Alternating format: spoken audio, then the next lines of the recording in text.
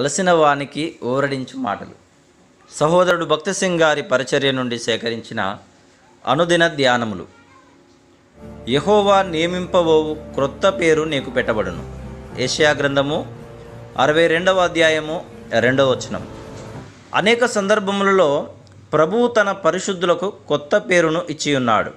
మత్తయి సువార్త 16వ అధ్యాయము 18వ వచనములో ప్రభు అయిన యేసు ద్వారా సీమోనుకు కొత్త పేరు ఇవ్వబడినట్లు మనం చదువుచున్నాం. అప్పటి నుండి సీమోను పేతురు రాయి అని పిలువబడెను. తర్వాత ప్రభు శిష్యులను మనుష్య కుమారుడెవడని జనులు చెప్పుకొనుచున్నారని అడుగగా కొందరు బాప్తిస్మమిచ్చు యోహాననియు, కొందరు ఏలియా అనియు, మరికొందరు ఇర్మియా అనియు లేక ప్రవక్తలలో ఒకడనియు చెప్పుకొనుచున్నారని. అందుకు ఆయన, మీరైతే నేను ఎవడనని చెప్పుకొనుచున్నారని వారిని అడిగాను. అందుకు పేతురు, నీవు సజీవుడవు దేవుని కుమారుడైన క్రీస్తు అని చెప్పెను. అందుకు యేసు, నా తండ్రి ఈ సంగతి నీకు బయలుపరచనే గాని రక్త మాంసములు నరులు నీకు బయలుపరచలేదనను. ఆ దినము నుండి సీమోను పేరు పేతురుగా మార్చబడింది. క్రీస్తును గురించిన ఈ ప్రత్యక్షతలోనే సంఘము కట్టబడింది. ఇందుచేతనే ప్రభు అయిన క్రీస్తు, ఈ బండ మీద నా సంఘమును కట్టుదును, పాతాళలోక ద్వారములు దాని ఎదుట నిలవనేరవు అనెను. క్రీస్తును గురించిన అంతరంగ ప్రత్యక్షత నీ హృదయములో కలిగి ఉన్న ఎడల అది మనుషుని ద్వారా కలిగినది కాదు, అది పరలోకము నుండి కలిగినదే. నీవు దానిని కలిగి ఉన్నచో నీకు ఒక కొత్త పేరు ఇవ్వబడును, పాతాళలోక ద్వారములు దాని ఎదుట నిలవనేరవు. నీవు మనుష్య సంప్రదాయములు ఆచారములు కింద ఉన్న ఎడల అవి ఆత్మీయ అంధత్వమును, కలవరమును, కలహమును కలిగించును. కానీ నిజమైన విశ్వాసులు ఎవరైతే మానవ సంబంధమైన, లోక సంబంధమైన, చెడిపోయిన వాటిని విడిచిపెట్టుటకు సిద్ధముగా ఉండి ఆత్మ సంబంధమైన, పరలోక సంబంధమైన, నిత్యము ఉండు వాటి కొరకు మనపూర్వకముగా వెతుకుచున్నారో వారి జీవితములు తండ్రి, కుమార, పరిశుద్ధాత్మ యొక్క ప్రత్యక్షతపై ఆధారపడి ఉండును గనుక వారు కదల్చబడరు. లూకాసు వార్త 10వ అధ్యాయము 22వ వచనం.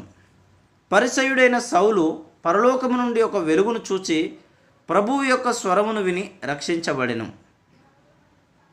ఆ దినము నుండి అతడు ఒక నూతన వ్యక్తిగా నయ్యను. అటు తర్వాత అంతియొకయకు వెళ్ళి అక్కడ దేవుని వాక్య పరిచర్య చేయుచుండగా సంఘములో దేవుని క్రమమును గూర్చిన గ్రహింపులోనికి అతడు తీసుకొని రాబడెను. అప్పటి నుండి సౌలు గొప్ప సువార్త సేవా పరిచర్యను ప్రారంభించెను.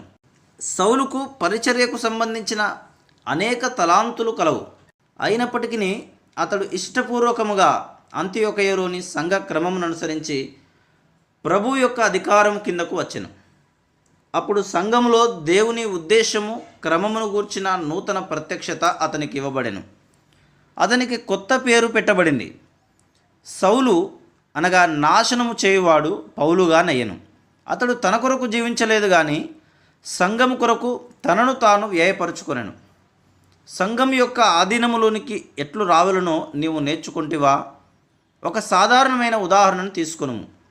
ఎంతమంది తల్లిదండ్రులు వివాహ విషయంలో తమ పిల్లల జీవితములను పాడు చేసిరి?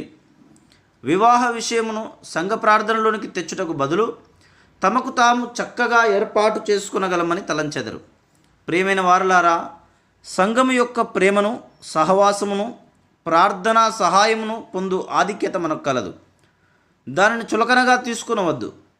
సంఘం యొక్క ఆధీనములోనికి వచ్చుట యొక్క అర్థమును, విలువను నీవు నేర్చుకునే ఎడల ఈ విషయమందే గాక ఇతర విషయములలో కూడా నీవేమాత్రము నాశనము చేయువాడవుగా నుండక పౌలు వలె దేవుని ఇంటిలో పనిచేయువాడవుగా నుందువు.